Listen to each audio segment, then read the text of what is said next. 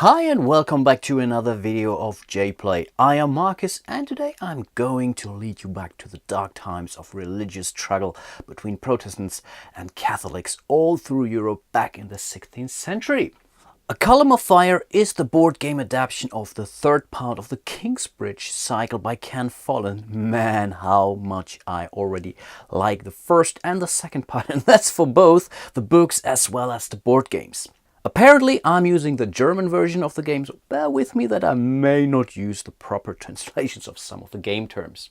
Again, 2 to 4 players are struggling in historic background to gain the upper hand in 16th century Europe by getting the most amount of victory points, and in this game the majority of points are generated by trading resources such as cloth or books and wine. The story of A Column of Fire is pretty much the fight between Protestants and Catholics, wrapped into a love story, and yeah, guess what? Of course they're both on opposing sides. To be honest, I haven't read this one yet, but I will certainly do, but that's as far as I can tell you what this story is all about. Of course, the whole confession war thing is one key element of the board game as well, as you can either be a Catholic or a Protestant, but there are a lot of opportunities to switch sides, whichever suits you best at that given point in time. The game will end if one of the players reaches 50 or more of those victory points, and yeah, this will basically trigger the end of the round. Of course, you will still continue playing the round until every player has the same amount of rounds, but then you would pretty much tally up your score, and whoever has the most amount of victory points will be the winner. Today I will walk you through a couple of rounds using the full 4-player setup. The game works perfectly well with 2 or 3 players. There are some minor tweaks to the rules, but apart from that everything is the same. This is what each of the players start the game with. The first thing that each of the player would do, flip their individual Loch Leven card. I really hope I pronounce it somewhat right.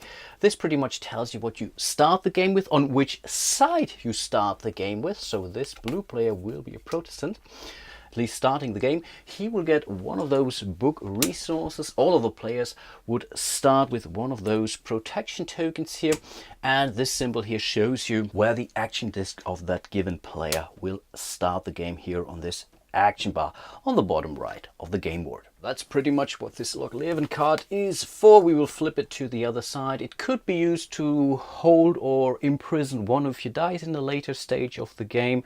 So that's thematically right, because I think Loch Leven was the location, or Loch Leven Castle was the location where Maria Stuart has been held prison for some time, if I'm not mistaken. So let's see what the red player will get. Of course, all the players, as I mentioned, will get one of those protection tokens, and they are really, really important. And he also starts the game with one of those ore resources, and his action disc starts on the white space here of the action bar. And of course we must not forget that he will also start the game being a Protestant.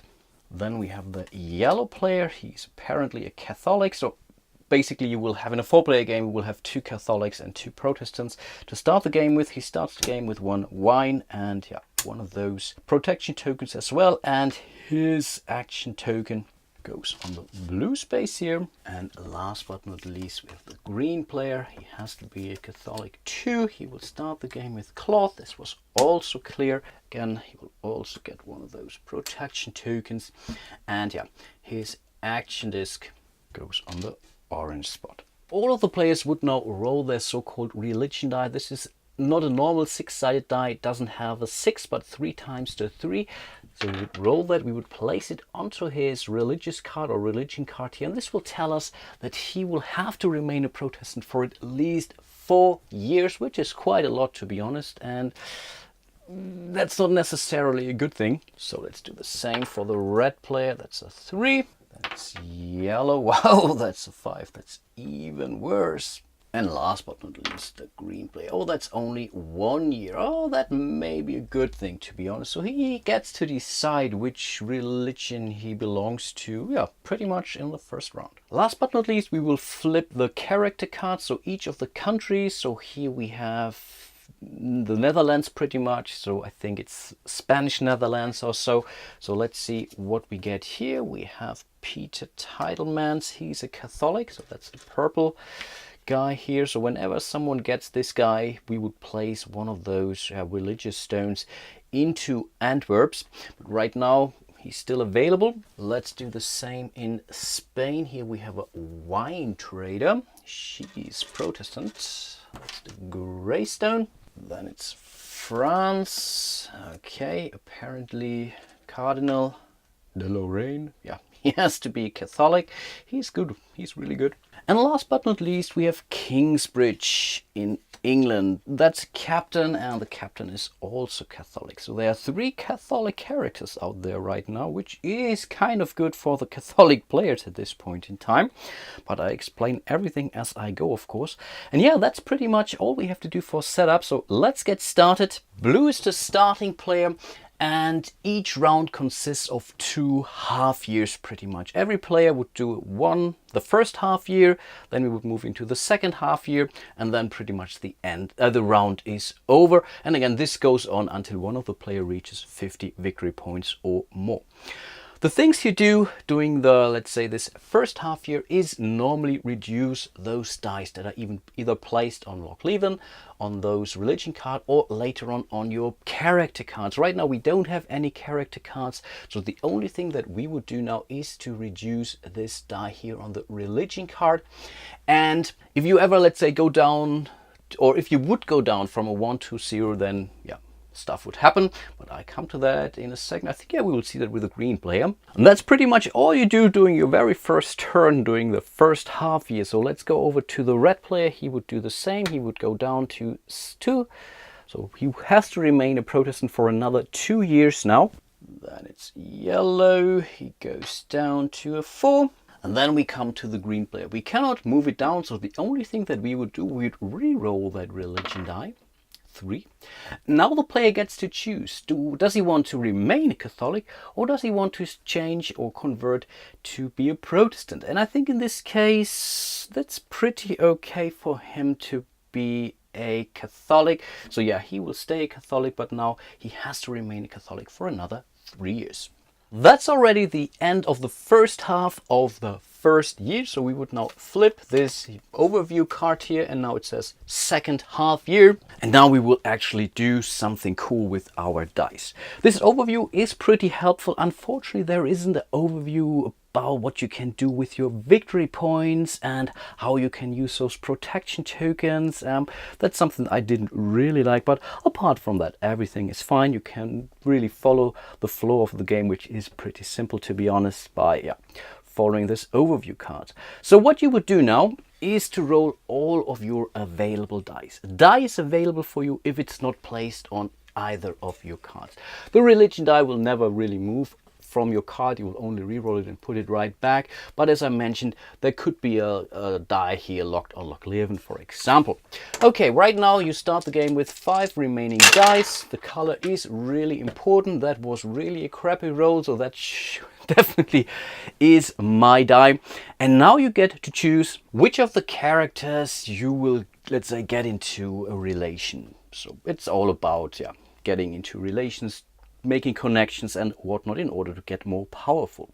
In order to get a character from Spanish Netherlands here, for example, that's the orange one apparently, I would have to use an orange die. The same would be true for the wine trader up here. So here she belongs to Spain, so here I would have to use my brown die. And there is still the cardinal here, which I would get for my blue die. And last but not least, we have the captain down there in Kingsbridge, which I could get for my white die apparently. There is still a purple die here, and yeah, they look pretty much the same. But this is the purple die, this is the brown die, and I can use this purple die to act as a wild card. So with a purple die I could go for either of those character cards, but then this die would be locked for 3 years now, and I will also use those dice in order to move on this action bar down there. And to do trade, I have to use a purple die. So when I now lock my purple die onto a character card, I may not be able to do trading, for example. That's why you should be a little bit careful about what you will go for. I think in this case, I will go, or the blue player will go for the Cardinal de Lorraine here. The first thing that would now happen, we would move this purple Catholic stone into the appropriate religion box. Right now, that's still not a problem, but whenever there are 4 of those stones here we would see a religious conflict, and this is really something, yeah, which can be good or bad. Right now it's really okay because there are still 4 more slots available. Then we would determine which die we have used, and this was the blue die, so we would be allowed to build a trading house into the appropriate slot in Paris here. Right now that could provide us 1 victory point if there will be a religious conflict or something like that, but again I will come to that when we get there. And the last thing to do would be to take the character card and place it right into our player area, and we have to put the die we used to, let's say, make a connection here and put it onto the card here. So we will now know basically after 1 year we would lose this connection already. We get the benefit right away. This would be an additional protection token. They are in theory worth victory points by the end of the game, but they can really save you a lot of trouble throughout the game. The last thing that you would do now in respect to the character action is to reveal a new character here, and there could be also an event showing up, but right now that's another character, Pierre Romand. He's a neutral character pretty much, so we would place a neutral stone next to him, and he would allow you to add or remove a religious token to a location, to a city somewhere, which is really helpful at some point in time. This was the character action, and last but not least we come to the action on the action part. This is a mandatory action, so we have to move our disc here, and now the value doesn't really matter, it's now the color of the die. So in order, if you want to move in here, for example, we could use our brown die and then I would directly jump in there. Easy as that. Is that if I don't want to go there, I could now spend 1 victory point to jump to the next brown space here. So but it would give me 1 victory point, and yeah, it's pretty much sacrificing 1 victory point for the next. And because there is a white die here as well, which I can use to gain 1 victory point, I would rather go for this one. This one here is definitely more interesting because it grants me 1 free resource. So I think in this case the blue player wants to use the orange die. Again, I could use this die and pay 1 victory point to go to the next slot, but right now that's perfectly fine, so I use this orange die, and therefore blue decides to go for an iron ore. That was pretty much the end of the round for the blue player. Let's move over to the red player. So let's roll his dice. That's way better. So let's see what character he will go for. By the way, if you don't want to spend a die in order to get one of the characters because you say the die is now more valuable to me than the characters out there, you could decide not to, let's say, hire a character, but in this case you would have to spend 1 of your victory points, and that's the reason why you start the game with 2 victory points. I think red wants to get in contact with a wine trader. She looks nice, so I can understand. So first of all, we would move the Protestant stone to Sevilla here. Then we would have to place the trading house. Again, that was the die with a value 4, so he has to play his trading house into the appropriate slot. And last but not least, he will get the card. He will play her into his playing area. He would place the number 4 on her, so he will hold on to her for another 4 years, and then we would reveal a new card. Father Alonso, apparently another Catholic.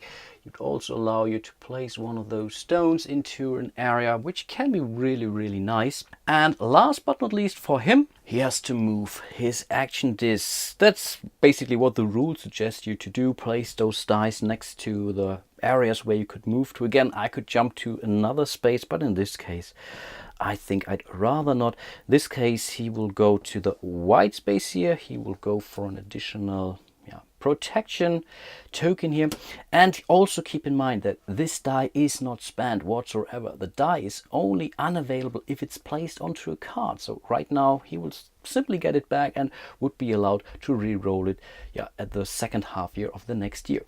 But of course I already forgot something. He's allowed to trigger the benefit from this card, so he would gain 1 of those wine tokens. Okay, then it's the yellow player.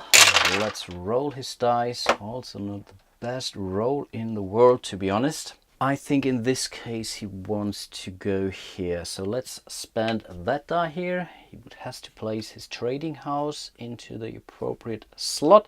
We would place the Catholic token into Spanish Netherlands. Let's grab the card. And this now allows him to either place or remove one of those religion tokens somewhere on the board. In this case, I think he wants to place an additional Catholic token here into Antwerp's.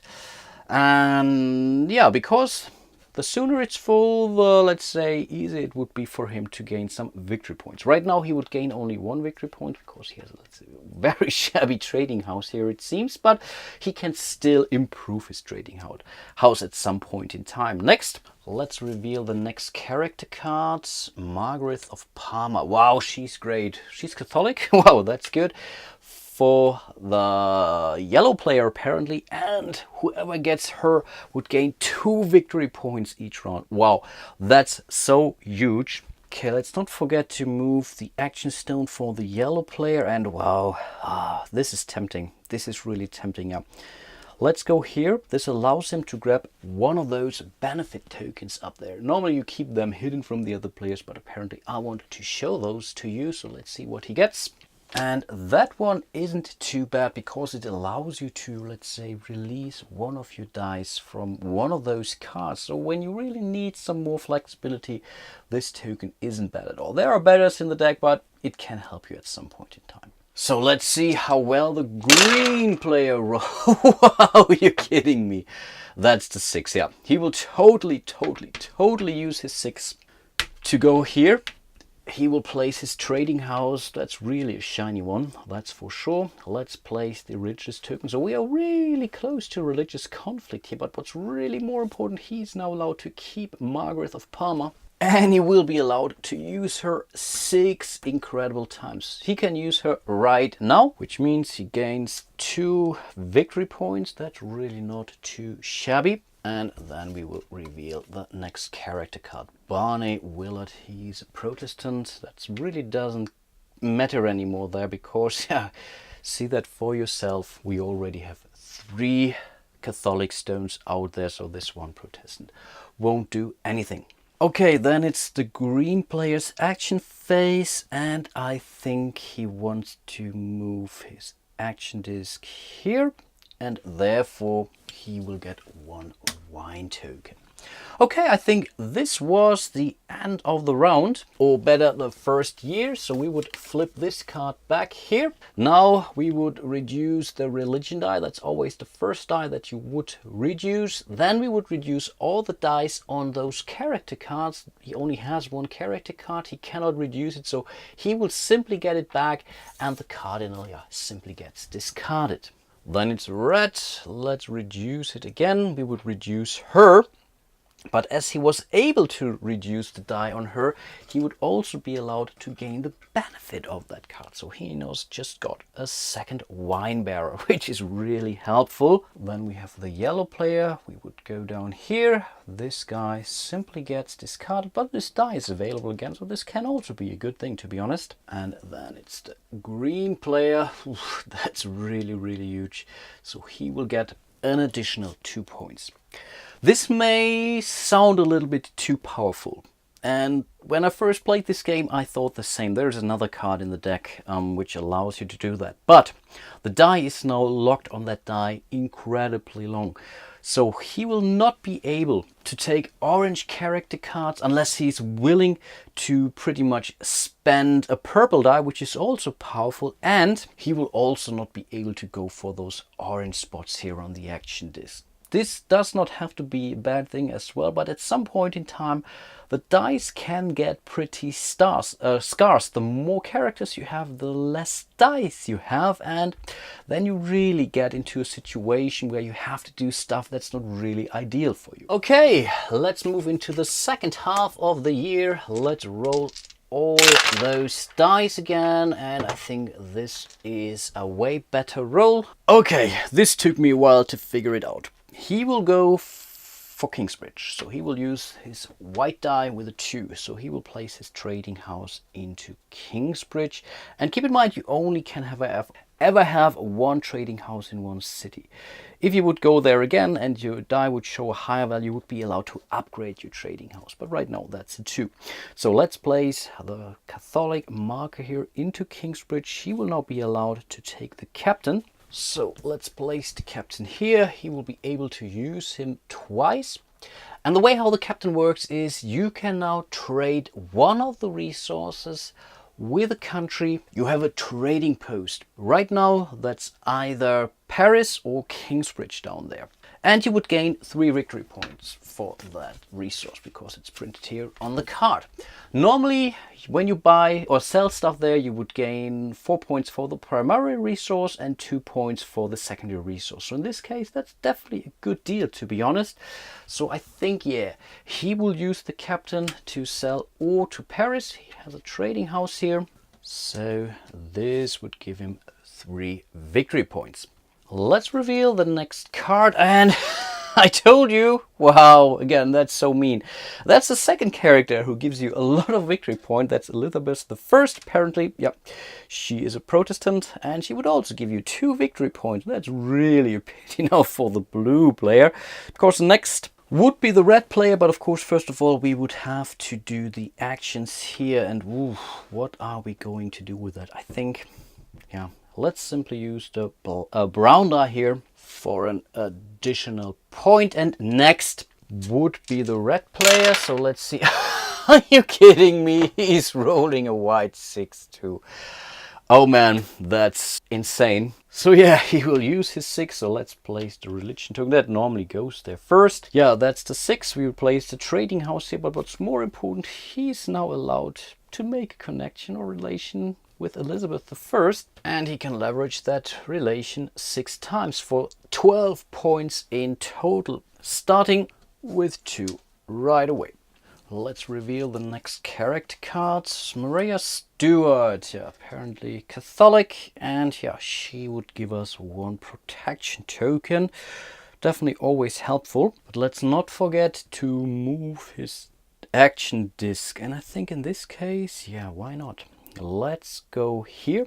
This allows him to trade or to the countries who are dealing with ore, pretty much. In this case, that's France and Spain. So let's move the disc here. Of course, you still have to have a trading house in the country you want to deal with. So in this case, he only has a trading house in Sevilla and not in Paris, but that's still okay for him. So he will sell his 1 piece of ore for an additional 4 victory points. Not too bad. Okay, then it's the yellow player. Let's roll his dice. That's weak. But I think in this case he will also go to Kingsbridge. So we will put another Catholic marker into Kingsbridge.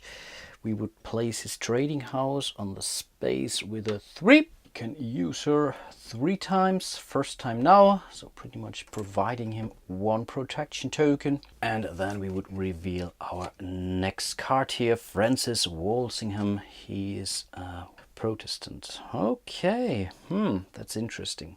Let's not forget his actions, and oof, this is weak. I think he will simply go for this action here for 1 victory point. Last but not least, it's the green player who is doing pretty good, to be honest. So let's see what he will do with this. And I actually think this was the perfect combo for him. First of all, he will place his die here in Kingsbridge as well.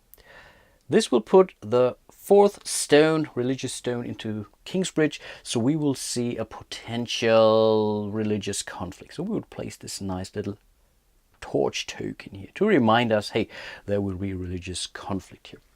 Of course, he would place 1 of his trading houses into Kingsbridge, and of course, yeah, he would get Francis Walsingham, who he would place into his playing area. He can use him exactly once, and he will totally do that right away in order to place the 4th religious stone into Antwerp as well. So we will see a 2nd religious conflict. Wow, 2 times in 1 round.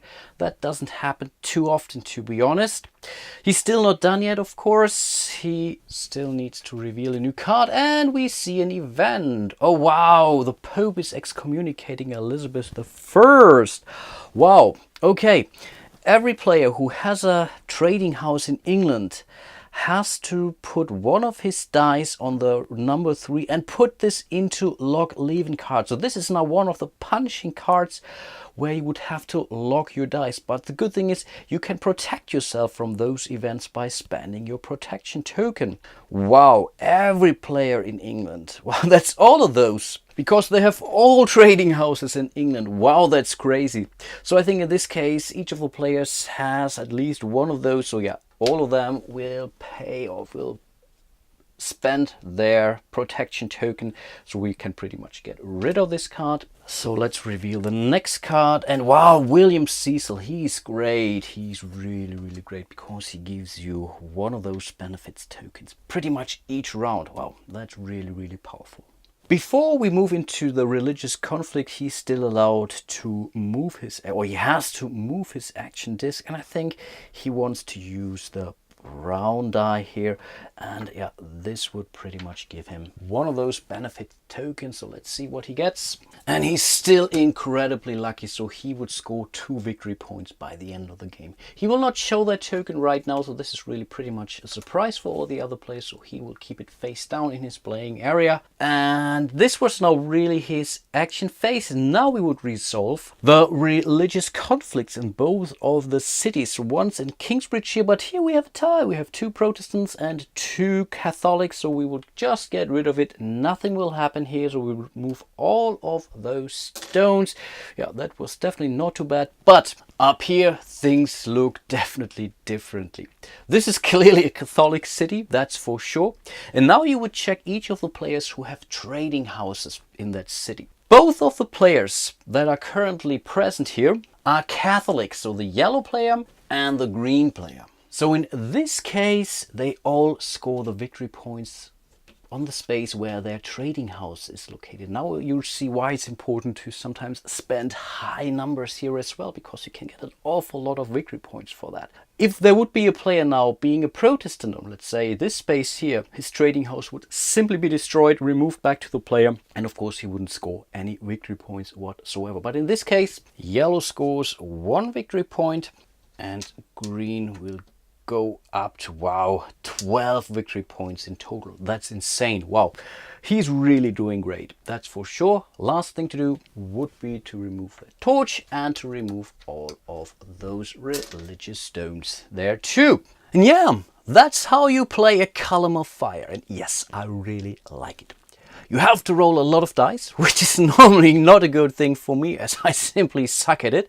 But here you have a lot of choices what you can do with your dice. Do you put high dice on character cards with some cool benefits, but at the same time lock the die for a longer period of time? Or better go for lower dice to keep your options open when it comes to future rounds or the action bar?